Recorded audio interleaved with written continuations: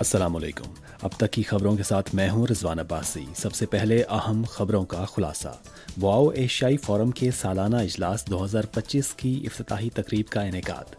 چین global security initiative کو عملی جامہ پہنانے کے لیے تمام فریقوں کے ساتھ مل کر کام کرے گا، چینی وزارت خارجہ۔ تائیوان کی علیحدگی کی تمام سرگرمیوں کو سختی سے ناکام بنایا جائے گا، چینی وزارت دفاع۔ اور اب خبریں تفصیل کے ساتھ۔ 27 مارچ کی صبح بواؤ ایشیائی فورم کے سالانہ اجلاس 2025 کی افتتاحی تقریب منعقد ہوئی، جس میں 60 سے زائد ممالک اور خطوں سے 1500 سے زائد مہمانوں نے شرکت کی، جن میں سیاسی شخصیات، بین الاقوامی تنظیموں کے نمائندے اور کاروباری نمائندے شامل تھے۔ اجلاس کے افتتاح سے قبل توانائی کی منتقلی، تجارت کے نئے محرکات اور عالمی سپلائی چین کے موضوعات پر متعدد سرگرمیاں منعقد کی گئیں۔ مہمانوں نے ایشیائی توانائی منتقلی تعاون، عالمی اقتصادی ترقی کے امکانات اور درپیش چیلنجز، ممالک کے مابین روابط کی مضبوطی اور تجارت اور سرمایہ کاری کا فروغ کے موضوعات پر تفصیلی تبادلہ خیال کیا اور اہم پہلوؤں پر روشنی ڈالی۔ 27 مارچ کی سپہر کے ذیلی فورم میں عالمی معیشت، سائنس اور ٹیکنالوجی، پائیدار ترقی اور دیگر شعبوں پر توجہ مرکوز کی گئی۔ 27 مارچ کو چین کی وزارت خارجہ کے ترجمان گو جیاکون نے یومیہ پریس کانفرنس میں کہا کہ 26 مارچ کی سپہر بواؤ ایشیائی فورم کے 2025 سالانہ اجلاس کے تحت اقوام متحدہ کے مستقبل کے سربراہی اجلاس کے بعد عالمی حکمرانی کے موضوع پر اعلیٰ سطحی ڈائیلاگ منعقد ہوا، جس میں چین کے نائب وزیر خارجہ چن شیاؤ ڈونگ نے شرکت کی اور گلوبل سیکورٹی انیشیٹو کو عملی جامہ پہنانے اور مشترکہ طور پر عالمی امن و سلامتی کے تحفظ کے موضوع پر کلیدی تقریر کی۔ اس وقت موجودہ بین الاقوامی صورتحال ہنگامہ خیز اور تغیر پذیر ہے۔ امن و سلامتی عالمی حکمرانی کی اولین ترجیح ہے۔ چن شیاؤ ڈونگ نے چینی اور غیر ملکی مہمانوں کو گلوبل سیکورٹی انیشیٹو کے تصور، مفہوم اور عملی نتائج سے متعارف کروایا اور انیشیٹو کی رہنمائی میں سیکورٹی تعاون کو مضبوط بنانے اور عالمی امن و سکون کو فروغ دینے کے حوالے سے چین کی تجاویز پیش کیں۔ ترجمان وزارت خارجہ نے کہا کہ تمام موجود چینی اور غیر ملکی مہمانوں نے گلوبل سیکورٹی انیشیٹو پیش کیے جانے کے بعد سے ہونے والی پیش رفت اور کامیابیوں کو سراہا اور عالمی برادری سے عالمی امن و سلامتی کو برقرار رکھنے اور اسے فروغ دینے کے لیے مل کر کام کرنے کی گہری توقع ظاہر کی۔ چین عالمی برادری کے تمام فریقوں کے ساتھ مل کر کام کرتا رہے گا تاکہ گلوبل سیکورٹی انیشیٹو کو اتفاقی رائے سے عمل میں لایا جائے اور فیوچر کمپیکٹ کو ویژن سے حقیقت میں تبدیل کیا جا سکے۔ مشترکہ طور پر بنی نوع انسان کے ہم نصیب معاشرے کی تعمیر کی جائے اور دیر پا امن اور عالمگیر سلامتی کا روشن مستقبل تخلیق کیا جائے۔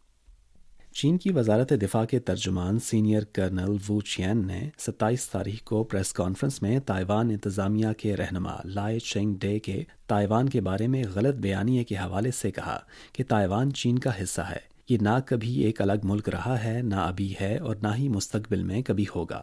حال ہی میں چینی پیپلز لبریشن آرمی کے مشرقی تھیٹر نے تائیوان جزیرے کے ارد گرد سمندری اور فضائی حدود میں جنگی تیاریوں کے گشت اور مشترکہ مشق کا اہتمام کیا تاکہ افواج کی جنگی صلاحیت کو جانچا اور بڑھایا جا سکے۔ یہ تائیوان کی علیحدگی کے عناصر اور بیرونی مداخلت کرنے والی قوتوں کے لیے ایک سنجیدہ انتباہ ہے جو مکمل طور پر جائز اور ضروری ہے۔ ترجمان نے کہا کہ چینی فوج کسی بھی وقت لڑائی کے لیے تیار ہے اور جنگ جیت جائے گی اور تائیوان کی تمام علیحدگی پسند سازشوں کو مضبوطی سے شکست دے گی۔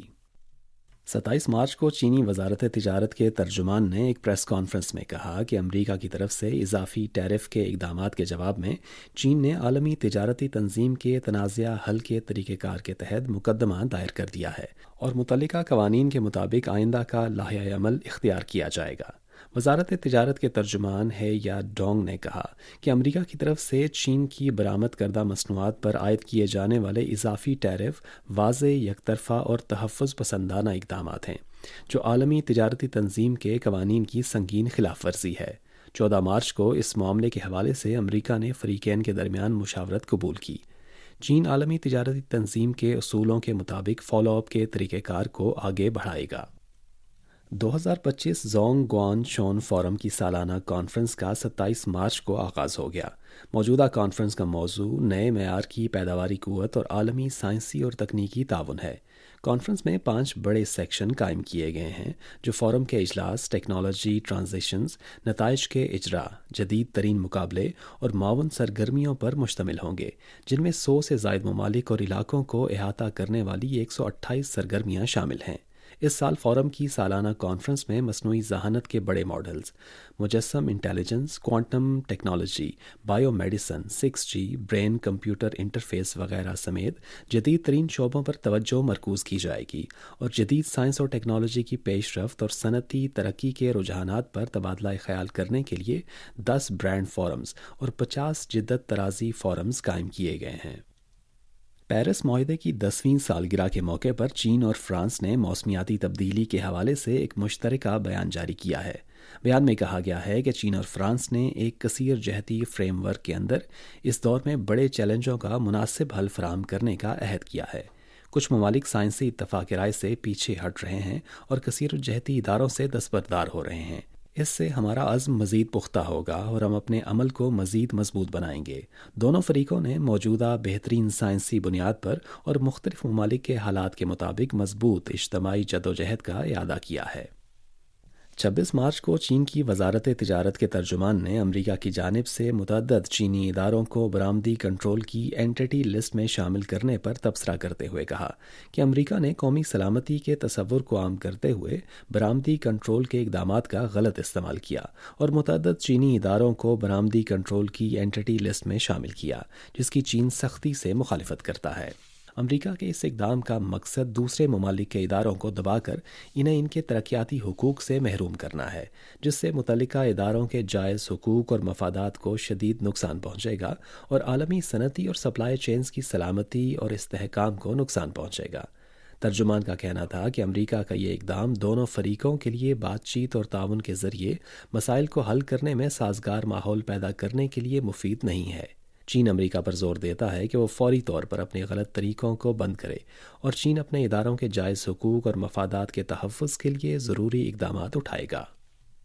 مقامی وقت کے مطابق 26 مارچ کو امریکی صدر ڈونلڈ ٹرمپ نے وائٹ ہاؤس میں ایک انتظامی حکم نامے پر دستخط کیے، جس میں تمام درآمدی گاڑیوں پر 25% ٹیرف کا اعلان کیا گیا۔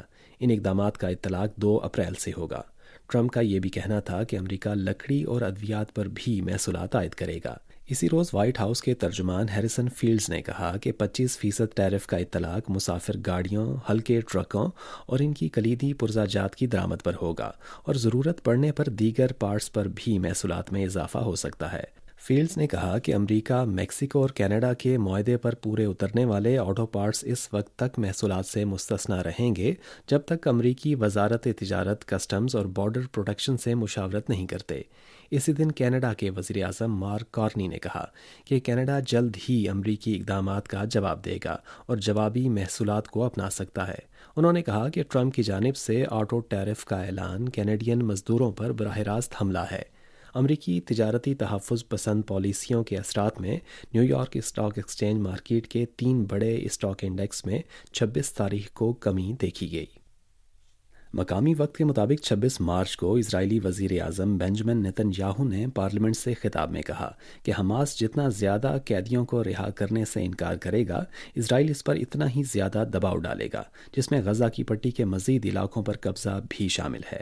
18 مارچ سے اسرائیلی فوج نے غزہ کی پٹی میں اپنی فوجی کارروائی دوبارہ شروع کی ہے، جس کے نتیجے میں خواتین اور بچوں سمیت بڑی تعداد میں فلسطینی ہلاک یا زخمی ہوئے ہیں۔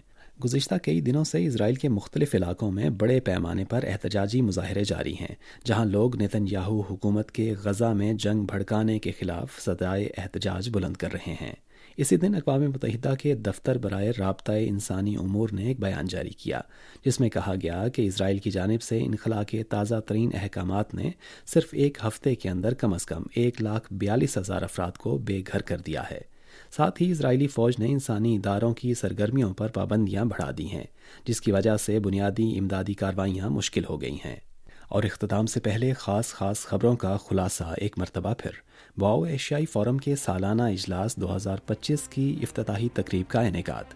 چین گلوبل سیکیورٹی انیشیٹو کو عملی جامہ پہنانے کے لیے تمام فریقوں کے ساتھ مل کر کام کرے گا، چینی وزارت خارجہ۔ تائیوان کی علیحدگی کی تمام سرگرمیوں کو سختی سے ناکام بنایا جائے گا، چینی وزارت دفاع۔ یہ تھیں اب تک کی اہم خبریں۔ رضوان عباسی کو اجازت دیجیے۔